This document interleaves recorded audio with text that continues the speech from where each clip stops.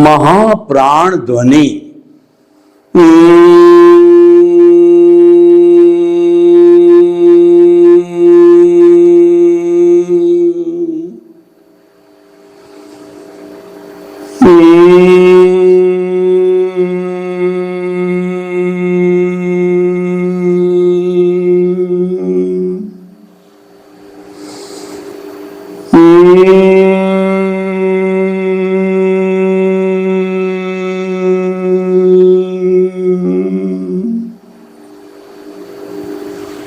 भाई और बहनों, मातृशक्ति को नमन। आज का हमारा अति उत्तम अति सुंदर विषय ही और भी का भेद विज्ञान।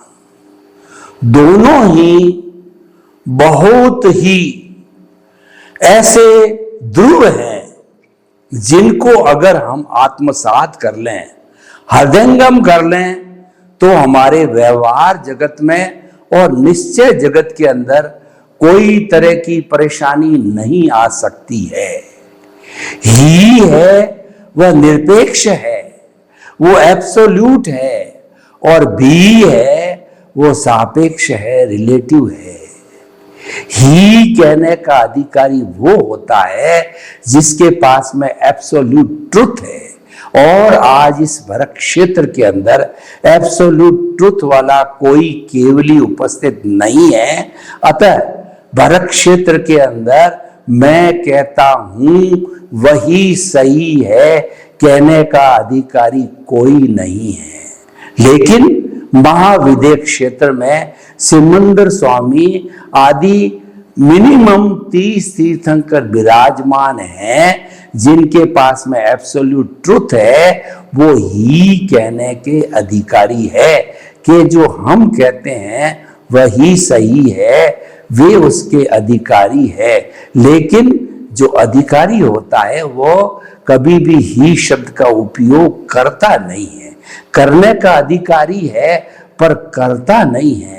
जो करुणाशील व्यक्ति होता है, जो प्रशासनिक व्यक्ति होता है, वह डंडा रखता तो है लेकिन डंडा मारता नहीं, प्रशासन के लिए मात्र दिखाता है। तो भाई और बहनों, ही और भी क्या है, किससे जुड़े हुए हैं, इसकी एप्लीकेशन कैसे होती है, इसको व्यवहार जगत में कैसे लागू किया जाता है, निश्चय जगत में कैसे लागू किया है, उसकी सांगोपांग हम व्याख्या करेंगे। देखिए, बोलचाल की भाषा में कहें कि मैं कहता हूं वही सही है, मेरा धर्म ही सही है, मेरा चिंतन ही सही है, मेरा भगवान ही सही है, मेरा धर्म ही सही है, मेरी आइडियोलॉजी ही सही है, मेरा लॉजिक ही सही है। ये ही की भाषा है। लेकिन जैसा मैंने बताया, कोई कहने का अधिकारी नहीं है, तो वह सही होते हुए भी मिथ्या हो जाता है, झूठ हो जाता है। दूसरा देखिए, भी की एप्लीकेशन हम देखें तो मेरा भी धर्म है, मेरा भी ईश्वर है, मेरी भी आइडियोलॉजी है, मेरा भी सुझाव है, मेरा भी चिंतन है, और मेरा भी परामर्श है। आप अगर इसको चाहो तो एक्सेप्ट करो, नहीं चाहो तो नहीं एक्सेप्ट करो। तो वह व्यक्ति गलत होते हुए भी वह व्यक्ति सापेक्ष होने के कारण जो है वह व्यक्ति सही हो जाता है। ये कहलाता है relativeness, theory of relativity. Theory of relativity क्या कहते हैं कि ये सारा ब्रह्मांड सापेक्ष है। एक परिंदा भी जब पर मारता है तो पूरा ब्रह्मांड प्रभावित होता है, हालांकि वह प्रभाव इतना अति सूक्ष्म होता है कि हमारे तक पहुंचता नहीं है, लेकिन प्रभावित जरूर होता है, क्योंकि सारा ब्रह्मांड है वह वेव्स के द्वारा, वह जो है वो उनके कारण वेव्स के द्वारा ही, ये प्रकंपनों के द्वारा ही बना हुआ है। तभी सैटेलाइट का सिद्धांत लागू होता है। सैटेलाइट के माध्यम से पूरे विश्व के 210 कंट्री जुड़े हुए हैं, हर एक के अपने अपने कोड है। जब हम किसी का मोबाइल नंबर मिलाते हैं, सबसे पहले जैसे इंडिया के किसी व्यक्ति से बात करनी होती है तो 91 कोड लगाया जाता है। 91 कोड सैटेलाइट में हमारे जो रूम स्थान दिया गया है वहां तक पहुंचता है। वहां पर लगा हुआ जो है कंट्रोल बोर्ड है वो फिर उस नंबर से जोड़ता है, लेकिन जाना पड़ेगा इंडिया का जो एलोटेड स्थान है उस तक पहले पहुंचना पड़ेगा। तो ये सारा क्या है, रिलेटिव है। मनुष्य एक सामाजिक प्राणी है, वो समाज के बिना जिंदा नहीं रह सकता। पशु पक्षियों का भी समाज होता है, पशुओं के समाज को समझ कहते हैं, केवल एक मात्रा का अंतर है। पक्षियों का भी समाज होता है। आपने देखा होगा कि कुर्जा वगैरह ये विदेशी जो है पक्षी भारत में सर्दियों के दिनों में आते हैं अभ्यारण्य के अंदर विचरण करने के लिए। वो सभी एक लाइन के अंदर उड़ते हैं, वो सुरक्षा की दृष्टि से उड़ते हैं। कोई शिकारी उन पर हमला कर न सके, और हमला करे तो सभी सामूहिक रूप से जो है उसको कहना चाहिए उसको फेस कर सके।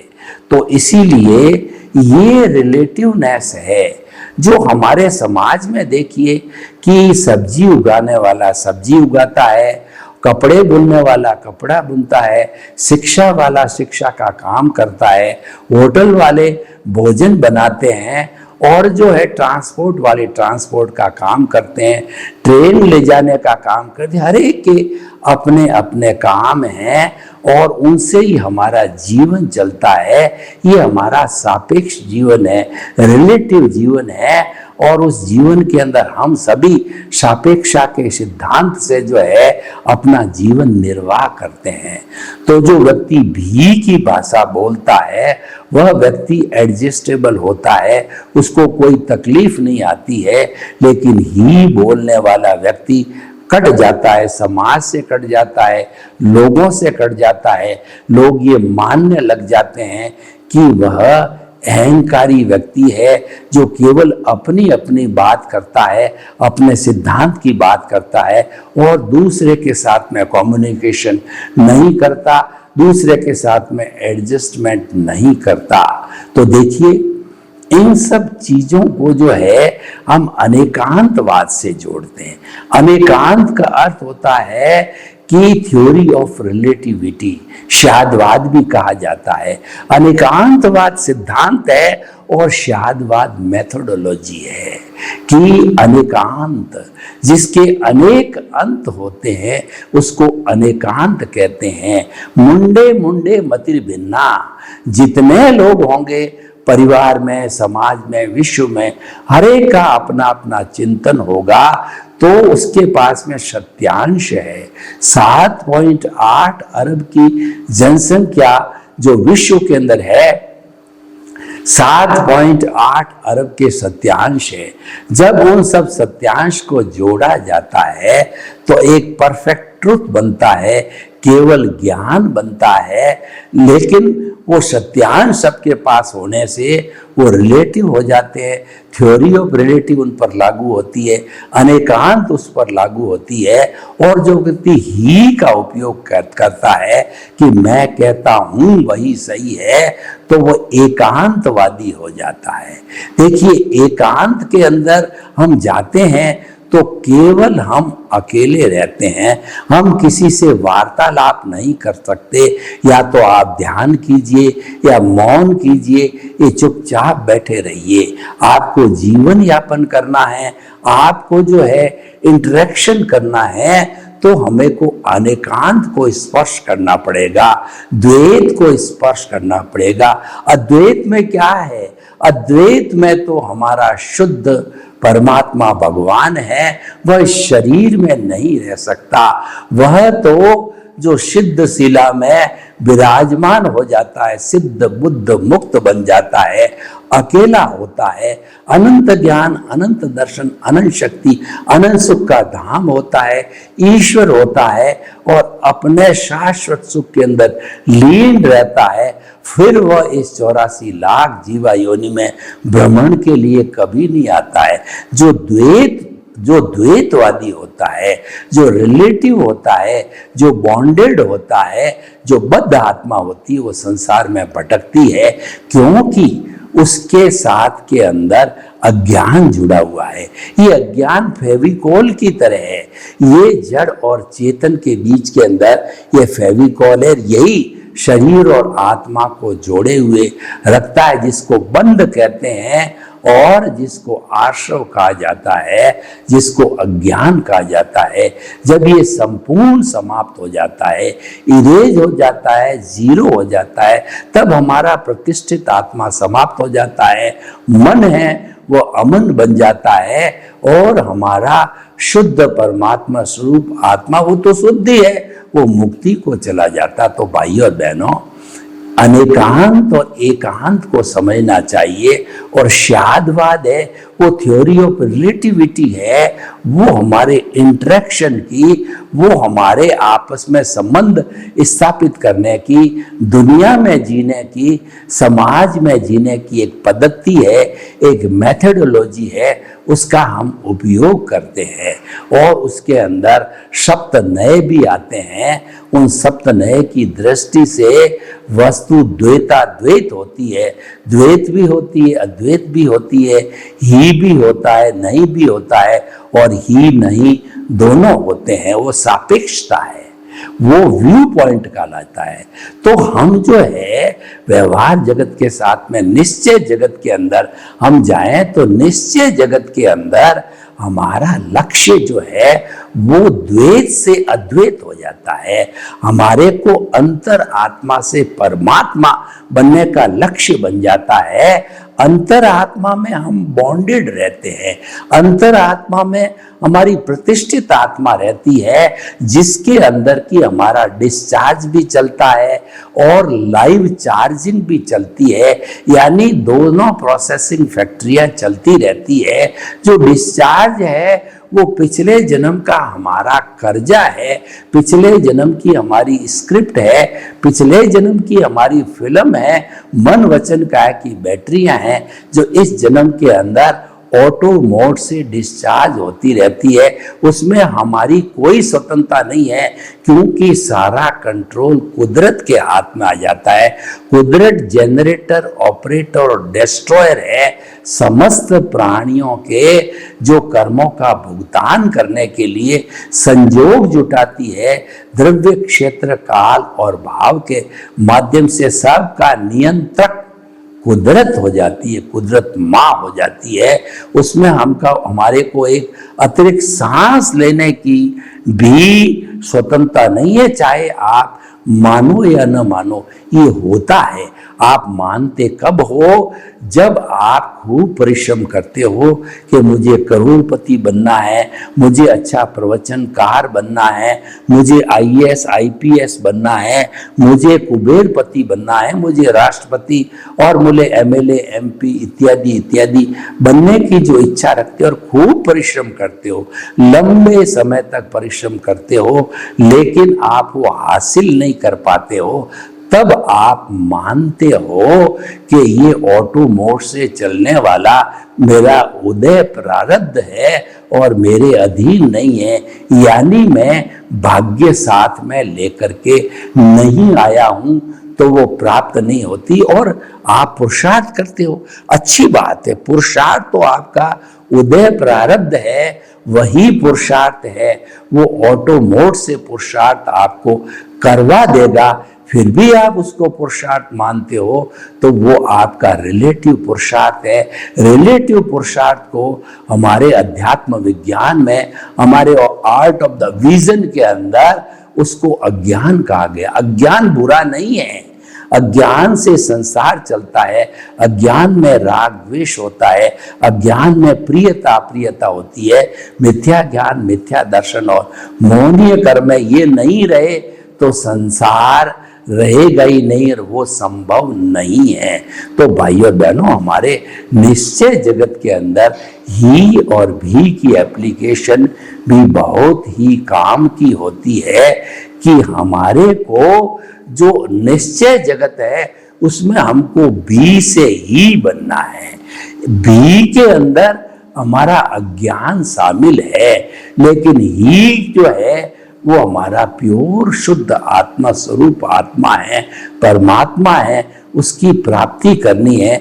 उसकी प्राप्ति करने के लिए सनातन सुख क्यों, हम आपको एक ही जन्म में नहीं दे सकते, लेकिन हम इस जन्म में आपकी उसकी नींव लगा सकते हैं। अगर आपका भाग्योदय है, अगर आपका पुण्योदय है, अगर आपके स्क्रिप्ट और जो है वो फिल्म के अंदर आपको ज्ञान मिलना, आपको सम्यक दर्शन की अनुभूति होना लिखा हुआ है, तो निश्चित तौर पे वो आपको प्राप्त होता है। वो कैसे प्राप्त होता है? गुरु बिना ज्ञान नहीं होता है। हम गुरु की तलाश करते हैं और हमारा उपादान, हमारा उदय प्रारब्ध हमको ऑटोमेटिकली गुरु के पास में ले जाएगा। जब काल पक जाएगा तब वो गुरु के पास ले जाएगा और वो गुरु हमें जो है वो ज्ञान प्रेषित करेगा और हमसे जो है वो एक एग्रीमेंट कराएगा कि द्रव्य कर्म, भाव कर्म, नौ कर्म, मन वचन काया तथा मेरे नाम की सब माया आप प्रकट प्रभु के सुचरणों में समर्पित करता हूं।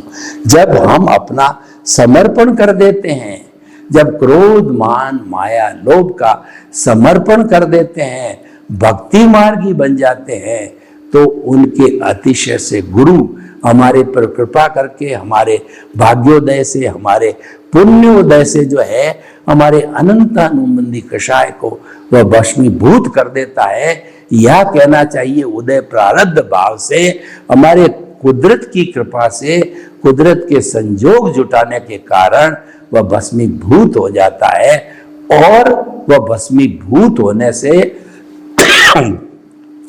हमारे में नया जन्म आता है। हम बहिरात्मा से अंतरात्मा के पद पर आ जाते हैं। अंतरात्मा के पद पर आने का अर्थ क्या हुआ कि हमारा कर्ता भाव चला जाता है। कर्ता भाव हमेशा हमेशा के लिए वो गहरी गुफा के अंदर चला जाता है, गायब हो जाता है। और अगर हम हमारे कर्मों के फोर्स से कर्ता भाव में आते, मैं ये नहीं कहता हूं कि जो है आपको ज्ञान मिलने के बाद में आप कर्ता बनते हो, लेकिन उस समय में आपके जो शुद्ध आत्मा भगवान से जो है भाव सत्ता, जो प्रज्ञा बाहर निकलती है, वो आपको पकड़ करके तान करके केंद्र में लाती है।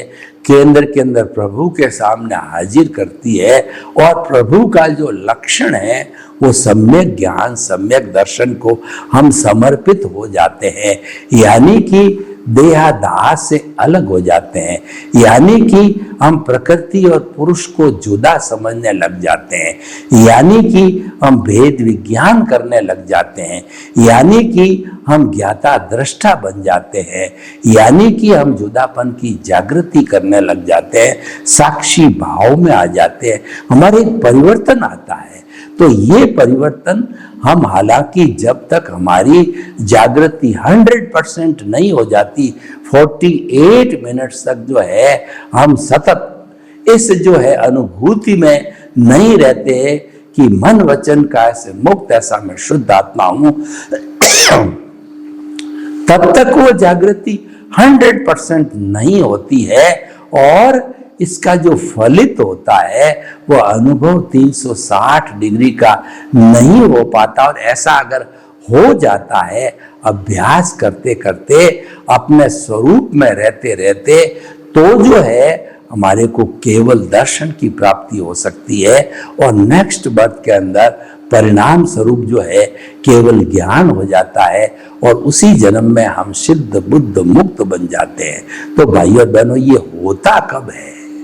ये होता तब है कि हम भी की भावना को पुष्ट करते हैं, जब हम जो है भक्ति मार्ग की हो जाते हैं, जब हम अपने अस्तित्व को, अपने स्वरूप को समर्पित हो जाते हैं, कुदरत को समर्पित हो जाते हैं, कुदरत के कानून का पालन करते हैं। लॉ ऑफ द नेचर को पालन करने से सनातन सत्य की प्राप्ति हो जाती है। और कभी आपसे वह जो है आपका कुदरत का कानून टूटना भी संभव है। क्यों? अभी तक आप केवल ज्ञानी नहीं बने हो। हर तरह का प्रमाद, हर तरह की भूल संभव है। तो ऐसे समय में आप कुदरत माँ से जो है क्षमा याचना करो कि मैंने कुदरत का कानून तोड़ा, मुझे क्षमा करो, क्षमा करो, क्षमा करो। और कुदरत माँ करुणाशील है, वो आपको क्षमा कर देती है। ये शुद्धिकरण की प्रक्रिया है। और उसके साथ साथ में शुद्धिकरण जो है, जिन प्राणियों के साथ हम काम करते हैं उनके ज्ञान दर्शन को हम तकलीफ पहुंचाते हैं, उनको कष्ट देते हैं, ज्ञान दर्शन को असंतुलित करते हैं, तो जो है हम उनसे भी क्षमा याचना कर सकते हैं। प्रत्यक्ष रूप से, अप्रत्यक्ष रूप से, उनकी शुद्ध आत्मा की साक्षी से, हमारी शुद्ध आत्मा की साक्षी से कर सकते हैं। तो हमको एनओसी मिलती है। और जब समस्त एनओसी प्राप्त हो जाती है, इसका मतलब हमारे समस्त कर्म समाप्त हो गए, हमारी प्रतिष्ठित आत्मा समाप्त हो गई, समस्त कर्म समाप्त हो गए, यानी समस्त अज्ञान है वह इरेज हो गया। तो भाइयों और बहनों, ये होता कब है? जब हम भी के साथ में भी की जो है साधना करते करते जो है हम ही को प्राप्त हो जावे। हमारा लक्ष्य ही है, लेकिन हम ही से प्रारंभ होकर के ही को प्राप्त नहीं कर सकते हैं। तो ही तो हमारा जो है वो साध्य है और भी हमारा साधन है, भी साधना है और ही हमारा साध्य है। वो हमारा स्वरूप है, वो हमारा शुद्ध स्वरूप है, वो हमारा आत्म स्वरूप है, वो हमको प्राप्त करना है। तो भाइयों और बहनों, देखिए, ये अनेकांतवाद, ये सापेक्षवाद, ये ही और भी की व्याख्या जो है, ये हमारे वर्तमान जीवन को भी बहुत अच्छा बनाती है। हम भी की साधना करते हैं तो हमारा राग द्वेष नहीं होता है और हम सापेक्ष हो जाते हैं। और जो व्यक्ति सापेक्ष हो जाता है, उस व्यक्ति को अपने जीवन के अंदर कोई कठिनाई नहीं होती है। ऐसा व्यक्ति व्यवहार जगत के 5 सूत्रों का पालन करने लग जाता है। पहला सूत्र है जगत निर्दोष। जब हम भी की व्याख्या करते हैं तो हम इस दुनिया के समस्त लोगों को निर्दोष मानने लग जाते हैं, क्योंकि वास्तव के अंदर इस दुनिया में कोई दोषी नहीं है। ये समस्त ब्रह्मांड, समस्त सृष्टि है, वह वीतराग है। दोष केवल मेरे कर्मों का है, दोष केवल मेरे कर्मों के कारण ही मैं किसी को दोषी देखता हूं, वास्तव में दोषी होता नहीं है। तो जगत निर्दोष की भावना होती है। और दूसरा सूत्र जो है, टकराव टालिए। जो भी की साधना करता है, जो रिलेटिव होता है, वो प्रतिक्रिया विरति करता है, वो टकराव में नहीं जाता है, टकराव ही से होता है। क्योंकि आप एकांतवादी होते हैं, अपनी बात को ही मनवाना चाहते हैं, तो एकांतवादी से टकराव होता है और सापेक्षवादी से टकराव नहीं होता है। सापेक्षवाद है, ये लॉ ऑफ द नेचर है, ये टकराव टालने की नीति होती है, ये हमारे व्यवहार जगत के अंदर बहुत अनुकूल होती है। और तीसरा जो है वो एडजस्ट एवरीवेयर, वह व्यक्ति एडजस्ट होता है जो रिलेटिव होता है, और जो व्यक्ति निरपेक्ष होता है वो एडजस्ट हो नहीं सकता है, क्योंकि उसके अंदर आग्रह की भावना होती है। तो इस प्रकार हम भी की साधना करते करते ही यानी हमारी एब्सोल्यूट आत्मा को प्राप्त करें। आपके प्रति मंगल भावना। सर्वे भवन्तु सुखिनः, सर्वे सन्तु निरामया। लोग के जीवों को सुख मिले, शांति मिले, आनंद मिले, प्रेम मिले, सौहार्द मिले, और हम सभी भी का जीवन जी करके ही की तरफ न जाएं। यही हमारे जीवन का सार है। आपके प्रति मंगल भावना। ओम शांति।